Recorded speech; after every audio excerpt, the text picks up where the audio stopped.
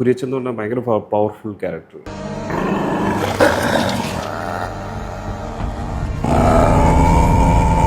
അപ്പോൾ ആ പവർഫുൾനെസ് നമുക്ക് കാണിക്കേണ്ടത് ഇപ്പോൾ ഉള്ള നമ്മളെ റീജിയണൽ ലാംഗ്വേജുള്ള ആൾക്കാരെല്ലാം നമ്മൾ നോട്ട് ഡൗൺ ചെയ്താൽ കൂടെ നമുക്ക് ഏതെങ്കിലും ഒരാളെ എടുത്ത് പ്ലേസ് ചെയ്തിട്ടുണ്ടെങ്കിൽ നമ്മൾ പെട്ടെന്ന് അയ്യോ ആ ഒരു ഫ്രഷ്നെസ് ഫീൽ ഉണ്ടാവില്ല. നമ്മളിങ്ങനെ കുര്യച്ചനെ ബിൽഡ് ചെയ്ത് പോയിക്കൊണ്ടിരിക്കുക. ലാസ്റ്റ് നമ്മൾ കാണിക്കുന്നത് നമ്മുടെ റീജിയണൽ ലാംഗ്വേജിൽ ആരെങ്കിലും ആണെങ്കിൽ ആ ബിൽഡിങ് എന്താ പറയുക ഓൾറെഡി നമുക്ക് അവരുടെ പല പെർഫോമൻസ് നമ്മൾ മനസ്സിലുണ്ടാവും. അപ്പോൾ അവിടെ ഒരു അടി കിട്ടും.